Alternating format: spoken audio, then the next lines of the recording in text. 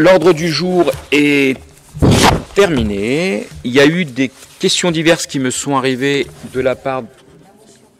Ah, la motion, pardon, merci. Merci. Juste le rapport Trior, il n'y avait pas de présentation associée? Comment? Le rapport Trior, il y avait aussi, je sais pas, il n'y avait pas de présentation. Quel rapport Trior? Bah, je sais pas, moi je l'ai eu, non? Bon, alors c'est une erreur, pardon.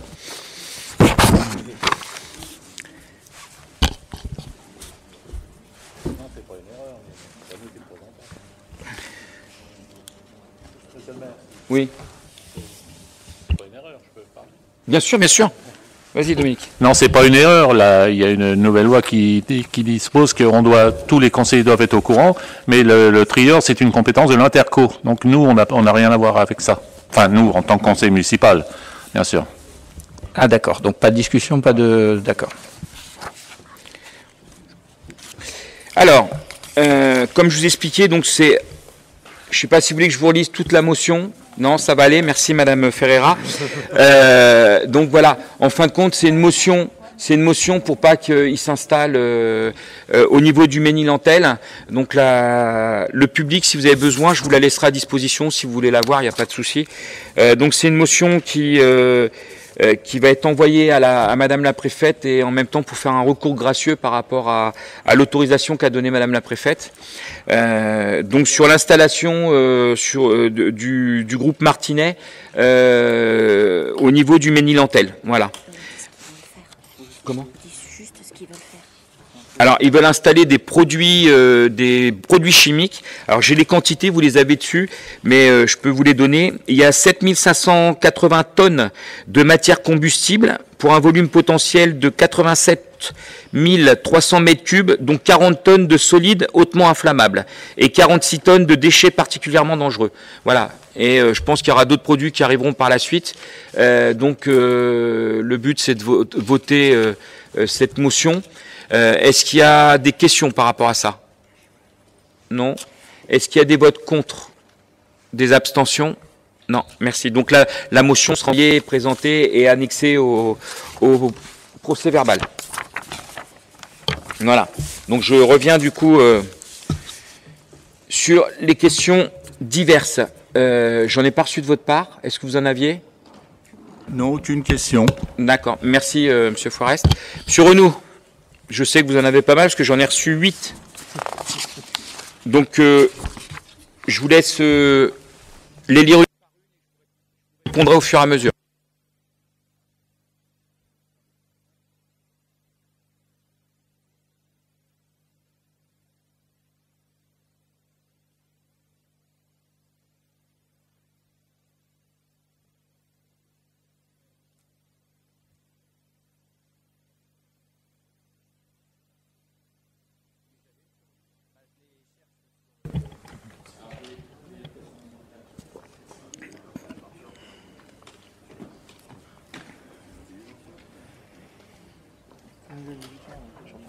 Hein? Non, non, non.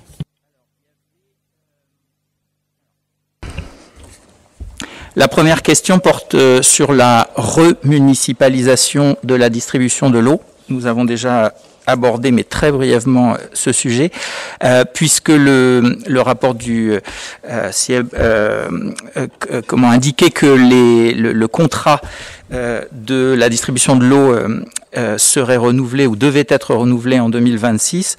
Donc je présentais dans cette question orale que j'ai envoyée aussi à l'opposition, à l'autre opposition, le fait que, en plus l'actualité avec la ville de Lyon et son agglomération mettent le sujet en pleine lumière, remunicipaliser l'eau, c'est moins cher, ça permet une vraie politique sociale et écologique. Sociale parce qu'on peut décider d'inverser le système de tarification et en gros de rendre moins cher les premiers litres d'eau qui sont à la fois ceux que nous consommons et ceux qui coûtent le plus cher pour les personnes fragiles socialement, et rendre beaucoup plus coûteux les litres supplémentaires pour les usages de type piscine ou industriel et agricole.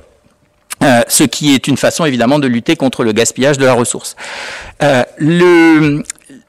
nous avions évoqué que les firmes multinationales qui ont la main sur la distribution de l'eau avaient au contraire intérêt à laisser fuiter l'eau dans les tuyaux, à ne pas renouveler les tuyaux et vous le savez, c'était le scandale autour de Vivendi, tout l'argent qui était normalement provisionné pour l'entretien des réseaux avait été investi dans le cinéma à Hollywood parce que en fait quand ça fuit dans les tuyaux, c'est nous qui payons, consommateurs et collectivités. Si on remunicipalisait, on pourrait évidemment avoir une bien plus grande maîtrise là-dessus. J'évoquais aussi que le fait que les grandes villes qui ont remunicipalisé avaient mis à disposition des petites villes un accompagnement de savoir-faire pour faciliter la transition. Et du coup, il y a des dizaines de petites villes qui se sont mises à la remunicipalisation, et ce depuis déjà près de 20 ans, puisque le mouvement a commencé vraiment au début des années 2000, et donc on a suffisamment de recul pour savoir à quel point ça peut être bénéfique, y compris sur la facture du simple consommateur.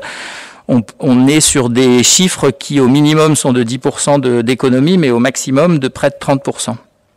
Et c'est plus souvent du 25 que du 10. C'est la garantie aussi d'une amélioration réelle de la qualité de l'eau. J'avais mentionné l'autre fois que on ne cherchait dans les tests de qualité de l'eau que ce qu'on voulait bien y trouver, et pas un certain nombre de facteurs polluants, certains pesticides, les médicaments, etc. Résultat, on a constaté aussi que dans les villes qui avaient choisi de remunicipaliser l'eau, la distribution de l'eau, eh bien une amélioration réelle de sa qualité. Avec des politiques adaptées, notamment de préservation de la ressource. Vous aviez évoqué quelques démarches qui étaient faites, mais largement insuffisantes, puisque l'idée de racheter les terres autour, elle est évidemment bonne, sauf que on va pas devenir propriétaire terrien en tant que ville. Il faut bien sûr encore que des paysans fassent pousser de la nourriture pour nous nourrir, et donc la solution, plutôt que de leur prendre leurs terres, c'est de les amener à la transition écologique, par exemple par de la commande publique. Et voilà, ça c'était la première question. Est-ce que vous... Ouais. Je vais déjà vous répondre sur la première, parce qu'après il y en a d'autres. Donc je sais que vous les avez eues, puisqu'il vient de le dire. Alors, donc en fin de compte, votre question elle est très simple, c'est va-t-on remunicipaliser la distribution de l'eau? Est-ce que vous allez défendre cette option? Parce que ça sur nous, s'il vous plaît. Merci. Voilà. Donc votre question c'est, va-t-on remunicipaliser la distribution de l'eau? Alors, vous êtes, je suppose, pas sans savoir qu'on a un contrat jusqu'en 2026 qui nous tient. Déjà, ça, c'est la première chose. Et la deuxième chose, c'est qu'il y a obligation des services publics, une fois que le contrat se termine, savoir s'il y a possibilité ou pas de remunicipaliser l'eau. Donc, en amont, avant la fin du contrat, il y a tout un système qui se fait, et donc on travaillera sur ce système à ce moment-là. Là, le deuxième point, parce que du coup, c'est dommage, vous ne l'avez pas dit, parce que vous mettez dans votre question les communes qui sont concernées. Bordeaux? Non, pas les communes, des exemples de communes. S'il vous plaît, s'il vous plaît, monsieur Renou, merci. Bordeaux, Nice, Grenoble, Paris, Viry-Châtillon. Donc très intéressant, parce que ce sont des grosses communes, et une petite commune, je vous l'accorde, Varage, qui se trouve dans le Var, où il y a 1068 habitants, et qui est parti depuis très longtemps, donc il faudrait reprendre vos renseignements, qui fait partie maintenant du syndicat qui s'appelle le CIANOV, qui regroupe 15 communes, je l'ai là, puisque justement, je les ai eu au téléphone en plus, c'est trop onéreux, et ils auraient été obligés de doubler le tarif de l'eau pour pouvoir faire. Donc aujourd'hui, Varage fait partie, je l'ai là, ils font partie du syndicat varois.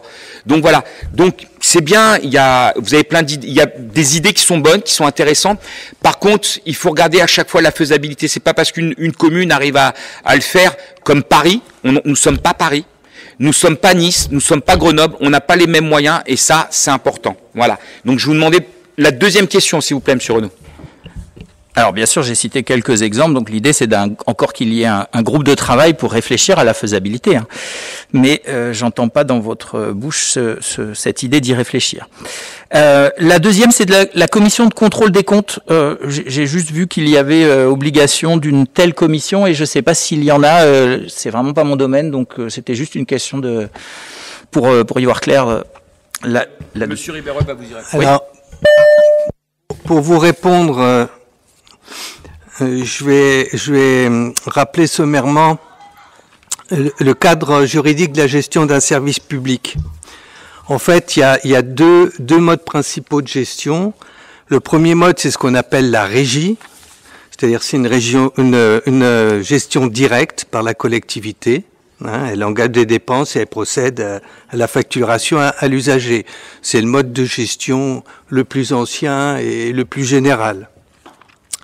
Il y a après ce qu'on appelle les délégations de services publics. C'est une notion juridique qui regroupe en fait un ensemble de contrats par lesquels une personne morale de droit public, là en l'occurrence c'est une collectivité, qui est mise au code des collectivités territoriales et qui confie la gestion d'un service public à un opérateur économique dont la rémunération est liée au résultat de l'exploitation. Et en fait, il y a différents modes de gestion de délégation de services publics. Il y a ce qu'on appelle la régie intéressée, il y a l'affermage et la concession. Bon, la régie intéressée, c'est une redevance avec un intéressement. Il y a l'affermage, en fait, la collectivité, en l'occurrence la commune, confie l'exploitation de services publics à un fermier. Exemple, la commune confie à la Lyonnaise des Eaux la gestion, c'est Suez d'ailleurs. Bon, là c'est même par l'intermédiaire d'un syndicat. Il y a la concession, prenons l'exemple, c'est le marché. Le marché a été construit par un opérateur privé, exploité par un opérateur privé. Et en fait, la question à laquelle vous faites référence renvoie avec les articles donc R 2222 1-1, etc. et suivant du Code des collectivités, concerne uniquement la gestion d'un service public en la forme d'un affermage ou d'une concession. Bon. Donc, en l'occurrence, la commune ne gère pas de service public sous cette forme juridique, donc il n'y a pas lieu de créer une telle commission.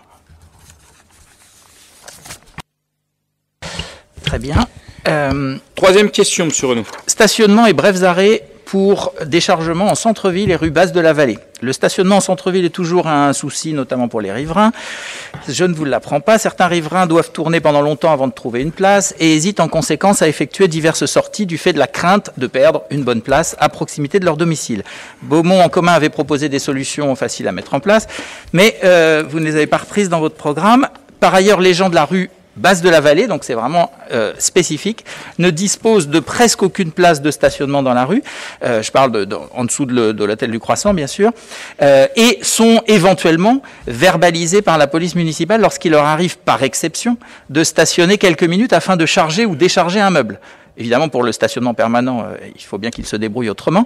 Mais quand il s'agit de charger, décharger ponctuellement, voire de déménager, ce qui est un peu plus lourd. Et donc, je voulais savoir ce qu'on pourrait faire pour ces gens qui, galèrent. Et par ailleurs, pour la situation du stationnement des résidents, là, je vais vous demander seulement sur cet aspect-là, des résidents du centre-ville. Donc, rue Basse de la Vallée et, de manière générale, les résidents du centre-ville. Merci. Alors, pour la rue basse de la Vallée, il est très compliqué parce que le stationnement est compliqué. Il y a eu des verbalisations, parce que du coup je me suis renseigné, qui ont été mises à certaines personnes qui se stationnent sur les trottoirs, et non pas pour charger un meuble, mais qui se stationnent sur le trottoir. Donc ce qui commet... C'est une infraction, et il y a une gêne pour les personnes qui passent. Tout à l'heure, vous parlez des personnes en situation de handicap. Donc voilà, ils peuvent pas rester sur le trottoir parce qu'une voiture est stationnée. Donc ça, c'est juste impossible. Aujourd'hui, je pense que les solutions, alors là, pareil, je rends à César ce qui doit être rendu à César. L'ancienne municipalité a travaillé sur le stationnement sur cette rue, qui est très compliquée. On peut pas mettre d'arrêt minute parce que si vous mettez des arrêts minutes, ça veut dire que vous pouvez pas rester stationné. Donc vous ferez verbaliser automatiquement. Donc voilà. Ils ont mis, il y a zone bleue qui a été mise, mais c'est pareil, ça reste un peu. Alors c'est toujours en zone bleue. Aujourd'hui, il y a plus de zone bleue, mais il y a des cartes de résidents à l'époque pour cette rue qui avaient été délivrées. Donc voilà, à l'époque, il y a eu des solutions de mise en place. Nous, on va en remettre d'autres aussi. On va essayer de trouver d'autres solutions aussi. La rue basse de la Vallée est très compliquée. Il y a le château, mais c'est pareil, sur la place du château, il n'y a pas assez de place. La seule solution, c'est de refaire des parkings. Après, si les gens sont courageux, et sauf erreur de ma part, ils peuvent aller stationner sur l'ancien parking de la piscine, sur le parking qui est en face du Balteau au bord de l'Oise, et puis monter jusqu'à chez eux.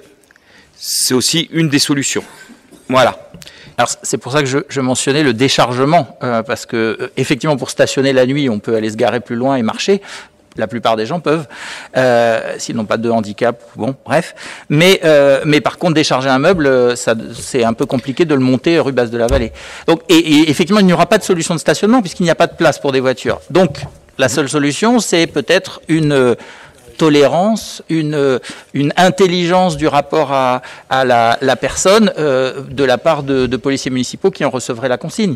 C'est-à-dire de distinguer entre la personne, l'incivilité et il n'y a pas d'autre moyen. Ça s'appelle du discernement, ils en font preuve, puisque aujourd'hui il y a pas de verbalisation à certains endroits, à ma demande. Et par contre, il y a une seule chose que je ne tolère pas, c'est soit le trottoir, soit les places handicapées. Quand vous ne l'êtes pas, vous prenez pas la place d'un autre. Voilà. On arrête là. Question 4, monsieur. Donc pardon, monsieur Pelzer. Mais donc ils peuvent pas s'arrêter alors? Parce que si j'habite dans le bas de la rue de la Basse-de-la-Vallée, soit je me mets sur le trottoir, soit je bloque complètement la rue. Vous préférez quelle solution? Okay. Oui, merci. Excusez-moi, je vais juste intervenir. J'habite justement en bas de la rue de Basse-de-la-Vallée. Et en fait, j'ai aucun problème. Je décharge les choses et j'habite au-dessus de la boulangerie Rouget, donc j'ai pas de secret. Aujourd'hui, je vois tout ce qui se passe. Non, mais juste aujourd'hui, les seuls problèmes qu'on a aujourd'hui, c'est pas moi le stationnement. Je me gare sur le parking vert qui est un peu plus bas.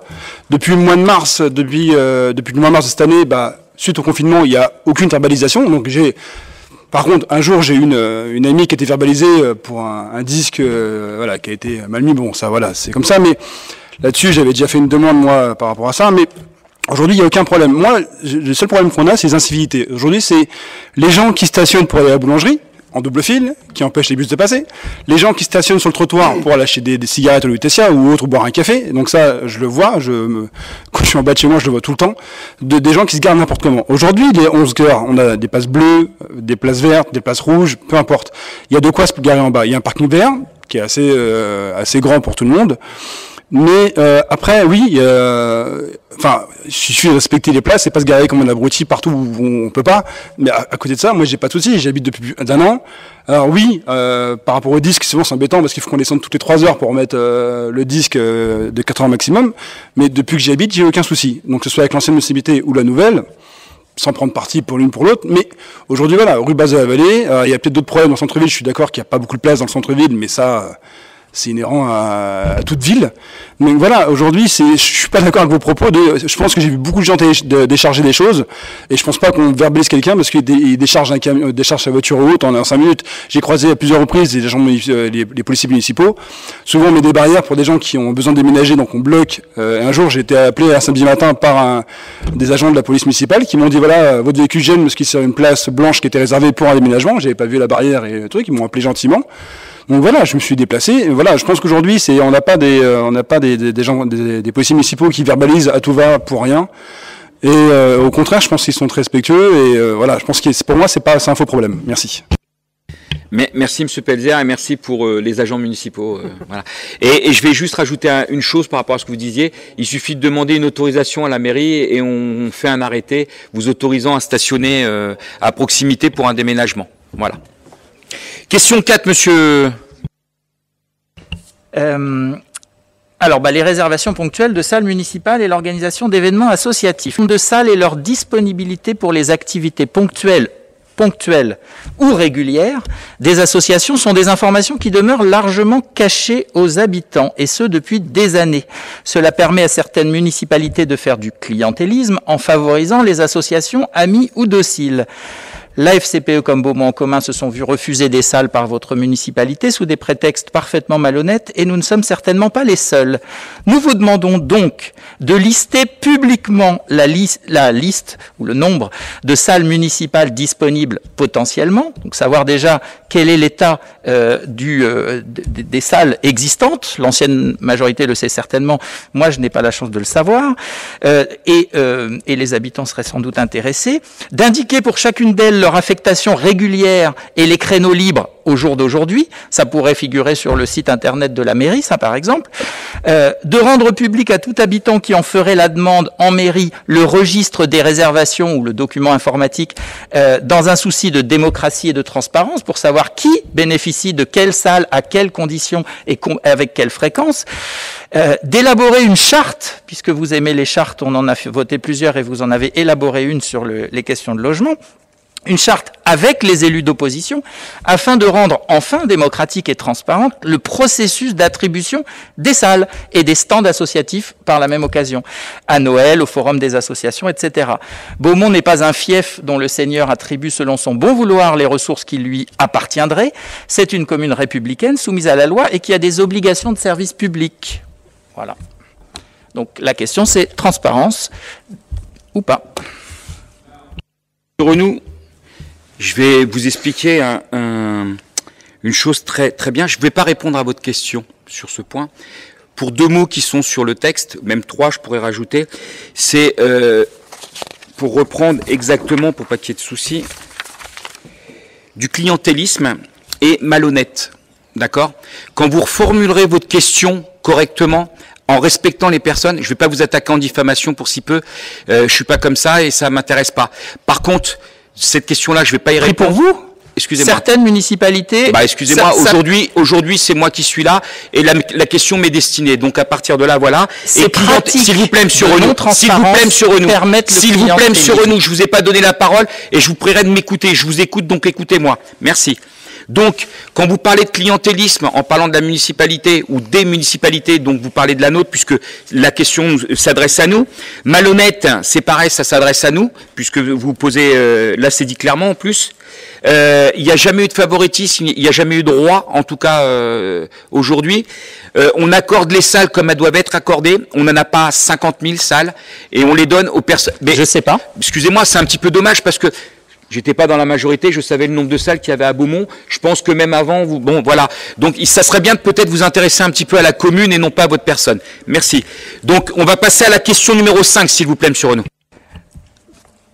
Ok, donc je vous la reposerai en enlevant les mots qui vous heurtent. Et je note que je suis censé savoir, comme tout le monde, combien il y a de salles, quelle est leur disponibilité, à qui sont-elles attribuées, selon quels critères, avec quelle fréquence. Alors, la végétalisation et l'introduction, l'installation, l'augmentation du nombre d'infrastructures de jeux dans les écoles de Beaumont en général et pour la Fontainebleau en particulier, l'étude de la pertinence aussi de nouvelles structures ludiques et végétalisées pour les autres écoles. Bon, je vous la lis, ça va aller plus vite. La plupart des études sur la question de l'amélioration des performances des enfants à l'école montrent que 3 éléments sont essentiels. Et d'abord pour les enfants les plus en difficulté, mais pour tous en général. La scolarisation précoce, dès que l'enfant est propre, donc pour beaucoup vers 2 ans et demi. Vous avez refusé d'y réfléchir. Les effectifs dans les classes, qu'il faut diminuer, ce que les gouvernements néolibéraux se refusent à faire, puisqu'ils préfèrent voir les enfants des familles aisées partir vers les écoles privées. Je vous ai proposé de créer des postes municipaux de profs afin de réduire les effectifs moyens des classes à Beaumont, comme l'a fait la ville depuis Saint-Vincent, et vous avez refusé d'y réfléchir. Je reviens à la charge sur le 3e facteur, très important, de réussite pour les enfants, la récréation. Cette question a déjà été posée en conseil municipal, mais comme la réponse de votre adjointe Isabelle Mortagne a été escamotée du procès-verbal, que vous avez demandé de voter la dernière fois. Oui. Excusez-moi, je suis désolée. Donc, non mais oui, s'il vous plaît. Il faut que je pose la question. Eh bien, on y arrive. On y arrive. Ah, il y a un suspense. Alors, les cours de récréation sont le lieu et le moment du jeu libre, du travail physique des corps, de l'exercice de la motricité, de l'imagination au pouvoir. C'est essentiel pour les enfants. C'est essentiel. S'il y a quelqu'un qui se soucie des enfants ici, vous pouvez m'écouter avec respect. C'est important ce que je dis pour nos enfants. Et donc, je vous ai mis des sources comme ça d'études et de la recherche en la matière. J'ai constaté que la cour de maternelle de l'école de la Fontainebleau ne disposait pas, contrairement aux autres cours d'école maternelle de Beaumont, de structures ludiques permanentes, d'infrastructures, appelons-les comme on voulait, de jeux, nécessaires à la stimulation psychomotrice. J'ajoute que cette mairie a touché une subvention pour les habitants de Boyenval, dont on ne sait toujours pas comment elle sera utilisée. Ce serait peut-être une façon intéressante de l'utiliser, puisque l'école de la Fontaine-Bleue est largement fréquentée par les enfants de ce quartier et des environs. Par ailleurs, aucune des cours d'école primaire et maternelle de Beaumont n'est à proprement parler végétalisée, et tous mériteraient que l'on réfléchisse à l'amélioration éventuelle et à la pertinence. Alors, la question, merci de ne pas m'interrompre, elle est triple. Comment allez-vous utiliser précisément et dans l'intérêt de Boyenval, comme l'exige la préfecture, la subvention que Beaumont-sur-Oise a reçue? Première question. Acceptez-vous de former un groupe de travail sur le sujet de l'installation de structures ludiques d'une part et la végétalisation d'autre part de ces cours de récréation de nos écoles primaires et maternelles, et sinon, pourquoi? Pouvez-vous vous engager d'ores et déjà à doter de telles infrastructures ludiques et d'un semblant de végétalisation la cour de maternelle de l'école de la Fontaine-Bleue, et sinon, pourquoi? Merci. Merci, Monsieur Renaud. Alors, comme ça a été fait par l'ancienne municipalité et en collaboration, alors pareil, par habitude, je rends à César ce qui appartient à César, quand il y a eu l'agrandissement de la Fontaine-Bleue, ça a été travaillé en collaboration avec la directrice et l'Éducation nationale, donc ça a été fait par rapport à ce qui a été demandé sur la Fontaine-Bleue, d'accord ? Par les enseignants et l'éducation nationale. Ça, c'est une première chose. Au niveau de la végétalisation, je vous demande juste de relire notre programme et vous verrez ce qu'on propose au niveau de la végétalisation. On n'est pas obligé de prendre votre programme pour pouvoir végétaliser, pardon. On utilisera le nôtre et c'est prévu dans différentes structures. Voilà, j'ai répondu à votre question. Monsieur Renaud, vous passez à la 6e, s'il vous plaît. Donc, je vais croire vos promesses, mais j'aurais voulu un calendrier, une façon de faire, une ambition précise, plutôt que juste un renvoi vers un programme hypothétique. La réunion des acteurs pour le devenir du lac de Beaumont, quels actes concrets, là la question elle est très rapide, quels actes concrets avez-vous posés pour faire advenir la réunion de tous les acteurs promise par vous, par voie de presse, afin d'envisager tous les scénarios possibles sur le devenir du lac? Alors c'est simple, on a pris contact avec Monsieur Merlot, on attend que Monsieur Merlot nous recontacte, puisque on n'est pas tout seul, c'est pas nous qui décidons, le site nous appartient pas, c'est un site privé, comme vous devez le savoir, je suppose, j'espère en tout cas. Donc à partir de là, une fois que Monsieur Merlot, moi je lui ai fait la proposition, Monsieur Guerzot était présent avec moi, on lui a fait la proposition d'organiser une réunion avec les différents acteurs, Monsieur Merlot, la gendarmerie et d'autres personnes, puisqu'il y a la préfecture aussi. On attend toujours son retour. Donc je l'ai relancé une fois. Donc on va le relancer une deuxième fois, mais par contre c'est pas moi qui suis décisionnaire de ce point. Voilà. Point numéro 7, Monsieur Renaud. J'espère qu'il vous répondra, et s'il ne vous répondait pas, vous nous ferez savoir ce que vous comptez faire.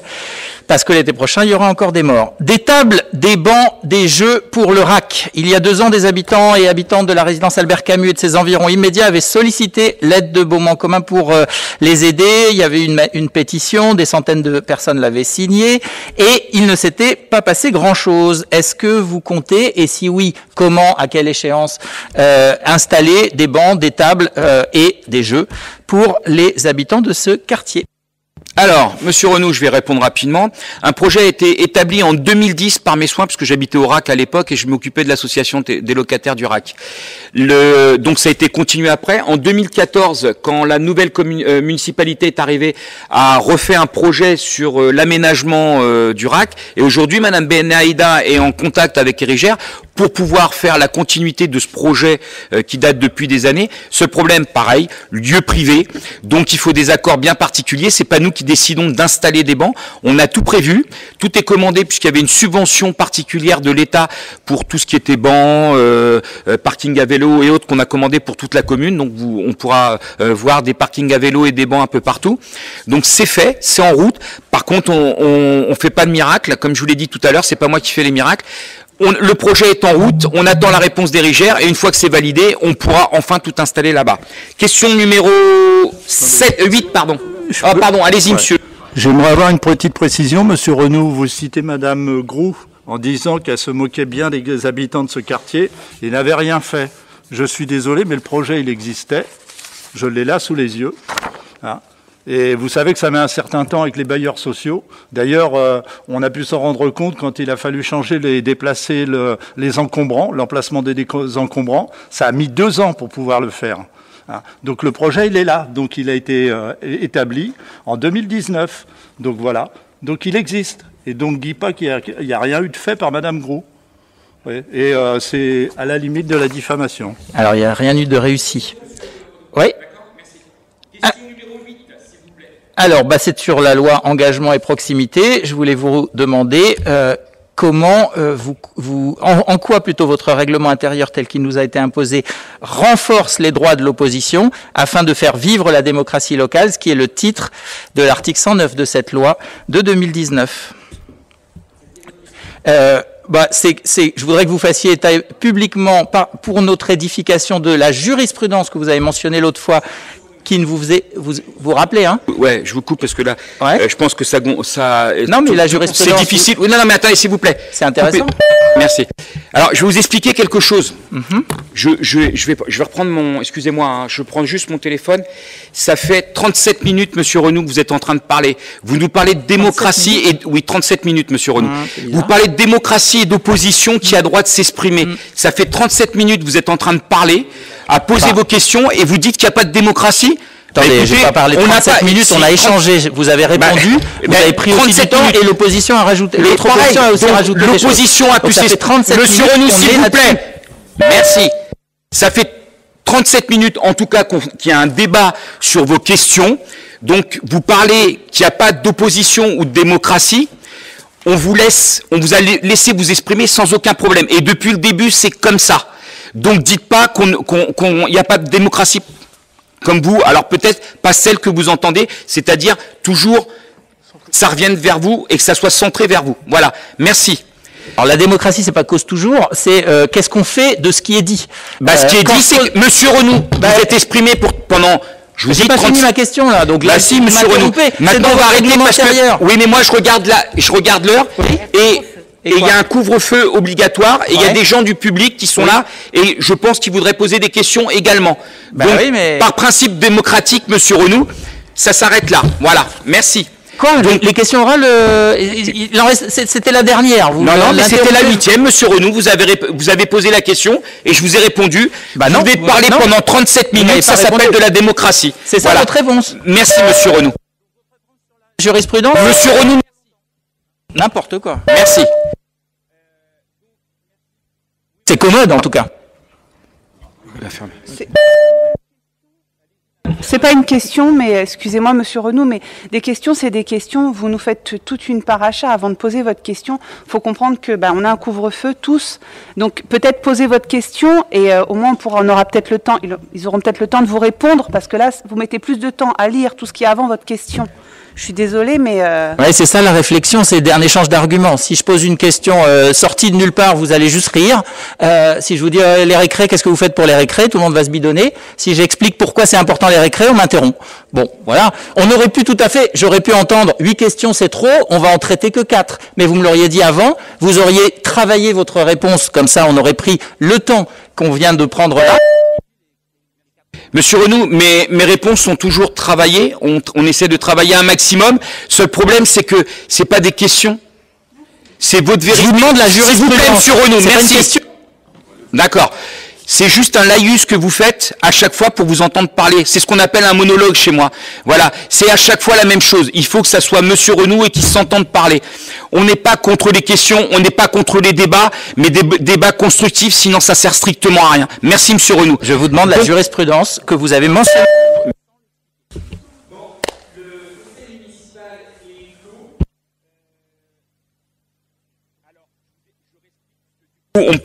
On peut pas faire parler le public pendant le conseil municipal. On est obligé de clore le conseil municipal et après donner la parole au public.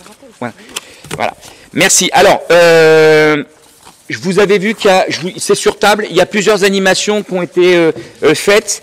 Donc, il y a le petit chapeau rouge. L'as-tu vu, le petit bonhomme? Non. Fabrique ton sapin. Enchantons les fêtes. Et boîte de Noël. Donc voilà, c'est les différentes animations qui ont été faites. Il y a le Père Noël qui est passé dans les écoles, distribuer des chocolats et des livres en calèche. Donc ça a été très apprécié. Donc merci à ceux qui ont organisé ça, à la municipalité mais surtout aux agents, puisque c'est surtout les agents, et la caisse des écoles qui a organisé tout ce système. Est-ce qu'il y a des questions dans le public? Oui. Ah, Lucille.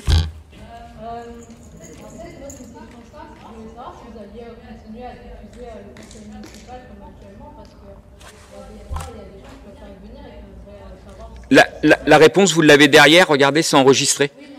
Et on continuera, on va même voir pour du matériel de façon à ce que ça soit mieux fait, entre guillemets, même si là c'est très bien fait. Il faut du matériel un petit peu plus adapté, là c'est fait avec un téléphone, c'est pas évident. Mais oui, effectivement, il sera diffusé. Alors on peut pas le diffuser en direct parce que c'est plus compliqué, mais il sera diffusé le lendemain, donc ou dans la journée du lendemain. Et voilà, donc sur la diffusion, oui, on continuera la diffusion. Voilà. Carole.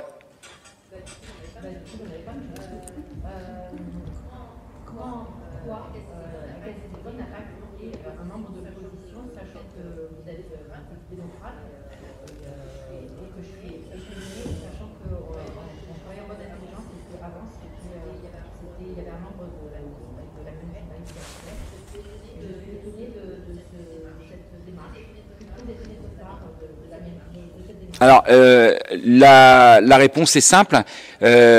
Toutes les décisions qui vont être prises avec les membres qui ont été élus l'autre jour.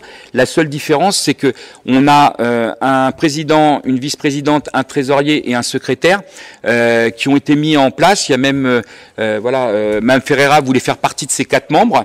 Parce que moi, je le dis. Elle fait partie des autres membres qui prendront les décisions de la même façon. Voilà. Sauf qu'il est plus facile pour nous de pouvoir travailler parce qu'on se voit plus régulièrement. Mais après, ça pose aucun problème. Elle aura toutes les informations pareil que les autres et les membres, puisque Monsieur Renou fait partie aussi des membres, aura la même chose. Donc après, je vois pas où est le problème. C'est un bureau. Il y a un bureau complet. Bah ouais. Et alors, il y a des choses qui se font, il y a des choses qui changent. Ah, c'est votre point de vue, ça. Mais c'est beau. Mais je vous le dis, mais c'est votre point de vue. Ouais. Voilà.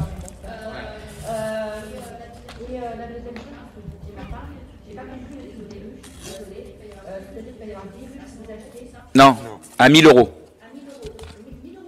Ah bah, avec tout complète, hein. Complète. Tout complet. Non, pourquoi? Bah justement. D'accord. Donc vous estimez, alors, bah justement, je vous réponds. Par rapport à votre question, bah oui, mais votre question en même temps veut dire ce qu'elle dit. Donc, bah vous me dites s'il y a un conflit d'intérêt. Alors je vous réponds, non, il n'y a pas de conflit d'intérêt. C'est une association qui va gérer la ruche, les ruches, d'accord. Conflit d'intérêt, c'est par exemple si moi j'ai une entreprise et je fais travailler l'entreprise. Ça peut être considéré comme du conflit d'intérêt. Mais si, dans les textes, c'est plus comme ça. Par contre, une association qui gère du moment qu'il n'y a pas de rentrée directement à la personne, il n'y a pas de souci, c'est l'association. Alors maintenant, si on a une spécialiste des ruches avec nous, je vois pas pourquoi on ferait pas le nécessaire pour qu'elle puisse savoir quelque chose. De quoi? Des ruches? Mais les ruches, vous mélangez deux choses, excusez-moi. Si. Mais c'est ce que je dis, vous mélangez deux choses. L'achat des ruches, c'est une société à part, qu'on connaît pas, et la gestion de la société. Non. Bon, on va faire un appel. Ah, mais c'est ce que je dis, vous mélangez deux choses. Non, mais moi je vous réponds. Vous mélangez deux choses. Il y a l'achat des ruches qui est fait à une société qui est à part, qui n'a rien à voir, et la gestion des ruches qui est faite par une association. Et il n'y a pas de conflit d'intérêt parce que l'achat des ruches n'est pas fait à l'association. Donc l'association, est-ce qu'elle aura une subvention? Bien sûr, comme toutes les associations. Combien? Ah oui, alors vous avez... Alors, mais pour l'instant, les subventions n'ont pas été encore accordées pour qui que ce soit. Hein. On est en train de travailler dessus, il n'y a aucune subvention qui a été donnée pour le moment. Voilà. Non, mais... Voilà. Ouais, non. Voilà. D'autres questions dans le public? Oui.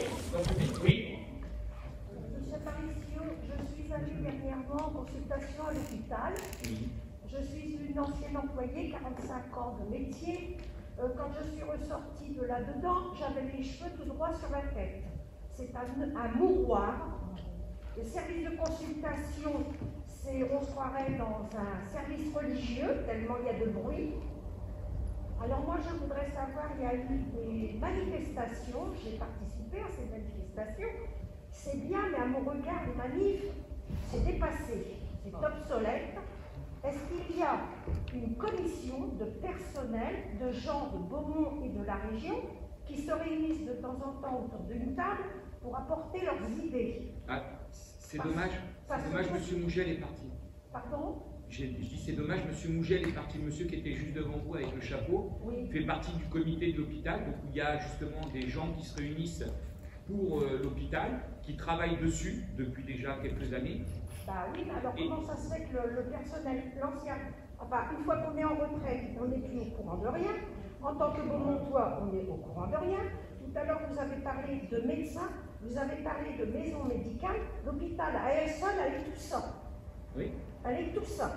On va aller droit vers une catastrophe financière inimaginable. Donc, à mon regard, cet hôpital de Beaumont, qui est la seule entreprise de notre commune, il faut la préserver à tout prix et l'ouvrir sur justement les gens qui vont avoir des difficultés financières. Or là, on n'est pas en train de l'ouvrir, on est en train de la faire mourir. Alors déjà, pour reprendre ce que vous dites, on a une chose toute simple. Alors nous, on vient d'arriver, on a eu 2 conseils de surveillance déjà. On est en train de travailler dessus. J'ai eu différents contacts avec Monsieur Aubert, le directeur de l'hôpital, les employés de l'hôpital, donc les syndicats. Aujourd'hui, le but, c'est de remettre la médecine en place. Il y a de l'ambulatoire qui est fait à l'hôpital de Beaumont, de remettre la médecine en place avec des nouveaux médecins et des accords qui ont été passés. C'est-à-dire que aujourd'hui, quand un médecin, puisqu'on parle plus de l'hôpital de Beaumont, de l'hôpital de Magny, de l'hôpital d'Herincourt, attendez, on parle du GHT. Donc du groupe hospitalier territorial. Donc aujourd'hui, on peut pas, Beaumont, si ça vous intéresse, ne sera pas supprimé. C'est la question surtout. Non mais moi je vous le dis, Beaumont ne sera pas supprimé puisqu'aujourd'hui, au niveau de la distanciation, on peut pas supprimer l'hôpital de Beaumont. Et c'est très bien. Et heureusement, alors on s'est battu, on continuera à se battre. Aujourd'hui, l'hôpital, c'est le poumon de cette commune. C'est un service public important. Les autres services publics sont partis. Puisque la trésorerie, à partir du 1er janvier, ne sera plus sur Beaumont. Personne s'est battu pour cette trésorerie. La sécurité sociale, pareil. Et d'autres services qui sont partis déjà depuis des années et on les laissait fuir. Il est hors de question que je laisse partir l'hôpital de Beaumont. Donc l'hôpital de Beaumont restera là. Ben oui, je suis désolé, mais ça sera comme ça. L'hôpital de Beaumont restera là. On continuera à se battre. Aujourd'hui, il y a des choses qui sont mises en place pour pouvoir le préserver. C'est-à-dire qu'à chaque médecin qui arrive sur Pontoise, il a une obligation, je dis bien une obligation, de venir sur Beaumont et d'aller aussi sur Magny, parce qu'on a le même problème sur Magny. Voilà, qui fait partie du GHT. On a le même problème sur Magny. Donc aujourd'hui, à chaque contrat qui est signé par les médecins, il y a une obligation de venir sur l'hôpital de Beaumont et il y a une obligation aussi de venir sur Magny-en-Vexin. Tous les médecins qui sont venus aujourd'hui ont accepté. On arrive à récupérer des médecins de renommée qui viennent sur Pontoise, puisque grâce au Covid, entre guillemets, pour une fois, il a été bon. C'est que grâce au Covid, l'hôpital de Pontoise est remonté au niveau du classement et des jeunes médecins veulent absolument venir, qui ont fait leurs études avec des grands professeurs, ainsi de suite. Et aujourd'hui, on récupère pas mal de monde. Donc tant mieux. On va les mettre sur Beaumont aussi, viendront sur Beaumont. Actuellement, on a une personne, un médecin chirurgien qui opère au niveau vasculaire, qui était parti parce que l'hôpital c'était une catastrophe. Il est revenu il y a 8 mois maintenant, et il opère en ambulatoire et ça fonctionne très bien. Donc ça va être ça. Et le seul moyen aujourd'hui de survivre là-dessus, c'est l'ambulatoire et la médecine. Parce que si demain, je vous le dis clairement, s'il n'y a plus de médecine, l'hôpital, ça va être très, très compliqué. La maternité, pareil, il faut plus calculer sur l'hôpital de Beaumont, mais il faut calculer en globalité. Et heureusement, ça nous permet de garder l'hôpital de Beaumont, au niveau maternité aussi.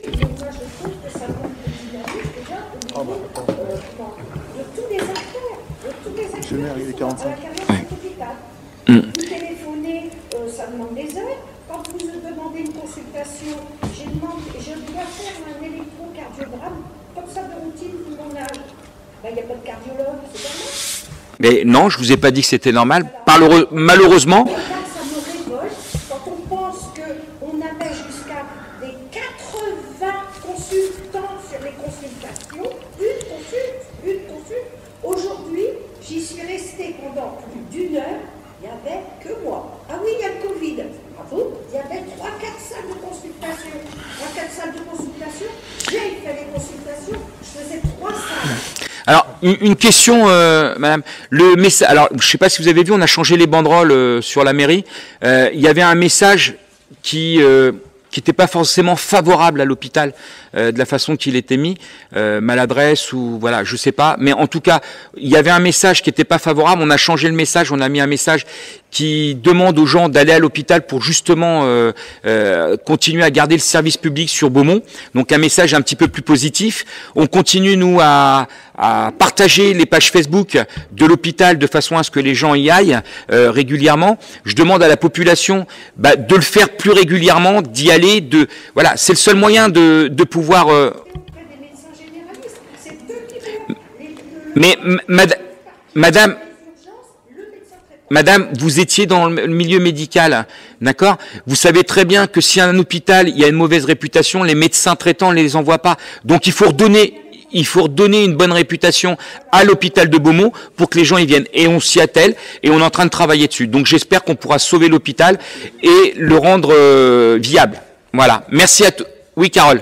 Peut-être par rapport à est-ce qu'elle peut pas, vous pouvez pas la mettre en relation avec ce monsieur? Bien sûr, si, là-dessus.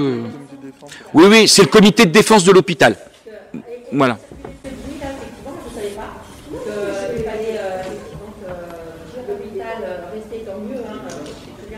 On passe un gilet l'heure, 11h47. Ouais. Excusez-moi. Alors, merci à tous. On va couper parce qu'il faut rentrer. Alors, par contre, je vous souhaite des bonnes fêtes de fin d'année à tous et on se revoit l'année prochaine. Merci.